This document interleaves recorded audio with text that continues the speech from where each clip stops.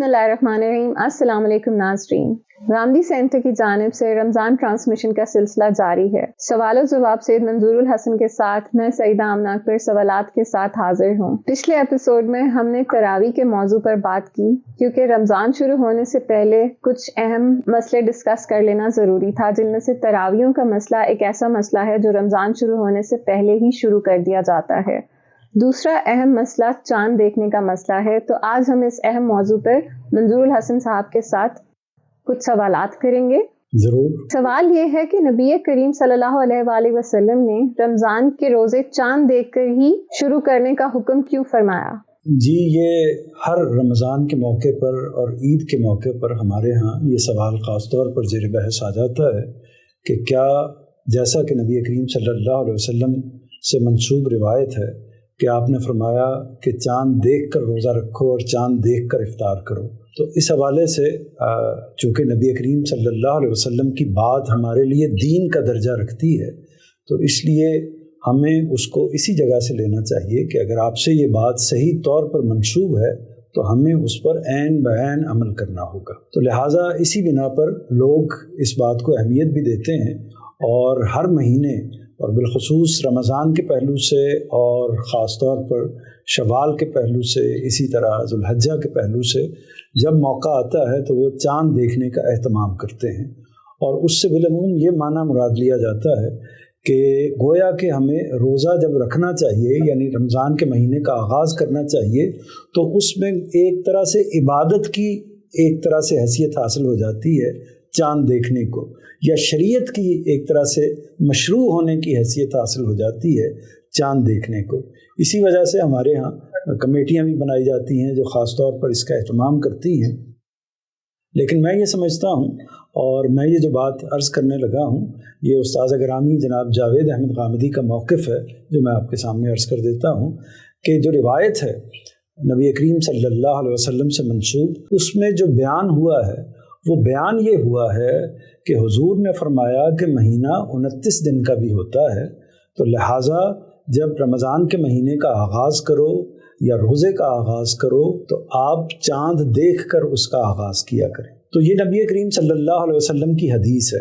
اس کے معنی دو ہو سکتے ہیں۔ ایک معنی یہ بھی ہو سکتا ہے کہ ہم اس سے یہ مفہوم لیں کہ نبی کریم صلی اللہ علیہ وسلم کا حکم یہ ہے کہ جب ہم روزہ رکھنے لگیں، یعنی رمضان کا آغاز کرنے لگیں، تو اس سے پہلے چاند دیکھ لیا کریں۔ اور دوسرا اس کا معنی جو ہو سکتا ہے، چونکہ اس کے اندر حضور نے فرمایا ہے کہ مہینہ 29 دن کا بھی ہوتا ہے، تو اس سے جو بات سمجھ میں آتی ہے، استاد گرامی نے اس کو اپنے مضمون میں بھی اپنی گفتگو میں بھی بیان فرمایا ہے، اس سے جو بات سمجھ میں آتی ہے وہ یہ سمجھ میں آتی ہے کہ حضور چاند دیکھنے کی طرف اشارہ نہیں فرما رہے، یعنی چاند دیکھنے کو خصوصاً عبادت کے پہلو سے یا رمضان کے پہلو سے لازم قرار نہیں دے رہے، بلکہ مہینے کی تعیین کرنا چاہتے ہیں۔ یعنی اس نقطہ نظر کے لحاظ سے حضور کی بات کو سمجھا جائے تو اس کا مطلب یہ ہے کہ اصل مقصود مہینے کا تعین کرنا ہے، مہینے کو ڈٹرمن کرنا ہے، یہ مقصد ہے، نہ کہ چاند دیکھنا مقصد ہے۔ جی، تو یعنی آپ یہ کہہ رہے ہیں کہ اس میں چاند دیکھنا لازم قرار نہیں دیا گیا، بلکہ صرف مہینے کے دنوں کو مقرر کرنے کے لیے چاند دیکھنے کا ذکر فرمایا حضور پاک نے۔ جی بالکل ٹھیک آپ نے سمجھا ہے۔ اس کی وجہ یہ ہے کہ آج کا زمانہ اور ہے اور ماضی کا زمانہ اور ہے۔ ماضی کے زمانے کے حوالے سے آپ جانتی ہیں کہ اس وقت ہم تعین کیسے کرتے تھے، یعنی جو قمری سال ہے، قمری سال کے اندر قمری مہینے ہیں، رمضان ہے، شوال ہے، ذوالحج ہے اور دوسرے اس طرح کے جو مہینے ہیں، ان کا ہم تعین کیسے کیا کرتے تھے؟ ظاہر ہے کہ چاند دیکھ کر کیا کرتے تھے۔ جو لوگ اس وقت موجود تھے، تو ہمیشہ سے یہ طریقہ رہا، یعنی قمری سال کا جو چاند کا سال ہے اس کا یہی طریقہ رہا۔ اسلامی کیلنڈر جس کو ہم کہتے ہیں، وہ اصل میں عربوں کے اندر رائج وہ کیلنڈر ہے جو قمری مہینوں کا کیلنڈر ہے۔ اس کے اندر یہی طریقہ رہا کہ ہمیشہ چاند کے حوالے سے تاریخوں کا تعین کیا جاتا تھا، اور چاند ظاہر ہے کہ 29 تاریخ کا بھی ہوتا ہے اور 30 تاریخ کا بھی ہوتا ہے۔ اور اس میں ایک اور بات بڑی اہم ہے، اور وہ بات یہ ہے کہ جب ہم قرآن مجید کا مطالعہ کرتے ہیں تو قرآن مجید میں خاص مہینے کی تعیین کے ساتھ، یعنی مہینے کو فکس کرتے ہوئے، مہینے کا تقرر کرتے ہوئے، مہینے کو متعین کرتے ہوئے اللہ تعالیٰ نے حکم فرمایا ہے کہ رمضان کے اس متعین مہینے کے روزے آپ پر فرض کیے گئے ہیں۔ تو چونکہ مہینے کا لفظ استعمال کیا ہے، اس لیے بعض لوگوں کے ذہن میں یہ خیال آ سکتا ہے کہ مہینہ تو جب پورا ہوتا ہے تو وہ 30 ہی دن کا ہوتا ہے، تو یہ خیال آ سکتا ہے اور اس بنا پر لوگ یہ سمجھ سکتے ہیں یا تصور کر سکتے ہیں کہ جی ہمیں روزے 30 دنوں کے پورے کرنے چاہیے، اور یہی مہینے کا لفظ استعمال کر کے پروردگار کا منشا یہی ہے۔ اسی بات میں اگر کوئی اشکال پیدا ہو سکتا تھا تو حضور نے اس کو واضح فرما دیا کہ اصل میں مہینہ 29 دن کا بھی ہو سکتا ہے، مہینہ 30 دن کا بھی ہوتا ہے، یعنی 29 دن کا جو مہینہ ہو اس کو بھی پورا مہینہ شمار کیا جاتا ہے، اور 30 دن کا مہینہ ہو اس کو بھی پورا شمار کیا جاتا ہے۔ تو لہٰذا جب آپ روزہ رکھنے لگیں خاص طور پر، تو اس وقت مہینے کا تعین کرنے کے لیے، مہینے کو طے کرنے کے لیے آپ چاند دیکھ لیا کریں۔ جیسے کہ آپ نے بتایا کہ پرانے دور میں مہینے کے دن مقرر کرنے کے لیے چاند دیکھا جاتا تھا تاکہ معلوم کر سکیں کہ 30 دن کا مہینہ ہوگا یا 29 دن کا۔ تو یہ بتائیے کہ اگر کبھی موسم کی خرابی کے باعث بادل آ جاتے ہوں گے یا اس طرح کے معاملات ہوتے ہوں گے تو وہ پھر کیسے معلوم کرتے تھے؟ یہ بالکل ٹھیک آپ نے پوچھا، اور یہی سوال صحابہ کے ذہن میں پیدا ہوا، یعنی ایسا موقع کئی دفعہ آ گیا ہوگا، ہو سکتا ہے کہ نبی کریم صلی اللہ علیہ وسلم کے زمانے میں آیا ہو، یا لوگوں کے ذہن میں ویسے سوال آ گیا ہو کہ بادلوں کی وجہ سے چاند نظر نہیں آ رہا یا چاند دیکھنا ممکن نہیں ہے، تو اس صورت میں کیا کیا جائے؟ تو حضور نے اس کا خود جواب دیا ہے۔ حضور نے یہ جواب دیا ہے کہ ظاہر ہے کہ چاند تو 29 تاریخ کو دیکھا جائے گا نا، 30 تاریخ کو دیکھنے کی ضرورت ہی نہیں ہے، کیونکہ مہینہ کبھی 30 سے اوپر نہیں جاتا۔ چاند کا مہینہ ہمیشہ 29 دن کا ہوتا ہے یا 30 دن کا ہوتا ہے، 31 کا نہیں ہو سکتا۔ تو جب مہینہ 29 دن کا نہیں ہوا تو اس کا مطلب ہے کہ 30 دن کا ہوگا۔ تو جب بادل کی کوئی صورت پیدا ہو جائے یا چاند نظر نہ آ سکے کسی اور وجہ سے، تو اس صورت میں پھر حضور نے فرمایا ہے کہ آپ 30 دن پورے کر لیں،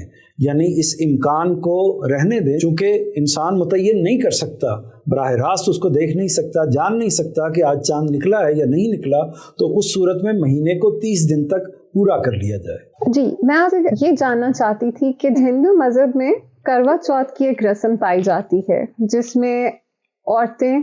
چاند دیکھ کر ہی اپنا ورت توڑتی ہیں، جو کہ ایک روزے کی طرح کا ہی ہوتا ہے۔ تو کیا یہ محض ایک اتفاق ہے جو کہ ہمارے مذہب سے ملتی جلتی روایت ہے، یا پھر اس کا آپس میں کوئی لنک بنتا ہے؟ تھوڑی سی پیچھے سے بات سمجھ لیجئے۔ ایک یہ ہے کہ جتنے بھی انسان اس وقت دنیا میں پائے جاتے ہیں وہ سارے کے سارے انسان حضرت آدم علیہ السلام کی اولاد ہیں، اور حضرت آدم کو اللہ تعالیٰ نے جو دین دیا وہ وہی دین اسلام ہے جس پر ہم اس وقت قائم ہیں۔ تو تمام انبیاء کرام کا وہی دین ہے جو حضرت آدم علیہ السلام کا دین ہے، گویا کہ اللہ تعالیٰ کا دین ایک ہی ہے، اور حضرت آدم کی اولاد کے اندر بھی جو دین انہوں نے پھیلایا، جو پہنچایا، وہ وہی دین تھا۔ تو اس وجہ سے اگر ہم تمام ادیان کو دیکھتے ہیں، خود قرآن مجید نے بھی اس بات کی وضاحت فرمائی ہے کہ روزہ تم پر اسی طرح فرض کیا گیا ہے جیسے سابقہ اقوام پر، سابقہ لوگوں پر، سابقہ قوموں پر، پچھلی اقوام پر فرض کیا گیا تھا۔ تو اس کا مطلب یہ ہے کہ دیگر اقوام کے اندر بھی روزہ پایا جاتا ہے، اس کا تصور پایا جاتا ہے، اور خود ہندوؤں کے اندر بھی، جین مت کے اندر بھی، بدھ مت کے اندر بھی، اسی طرح جو الہامی مذاہب ہیں ان کے اندر تو پایا ہی جاتا ہے، لیکن جو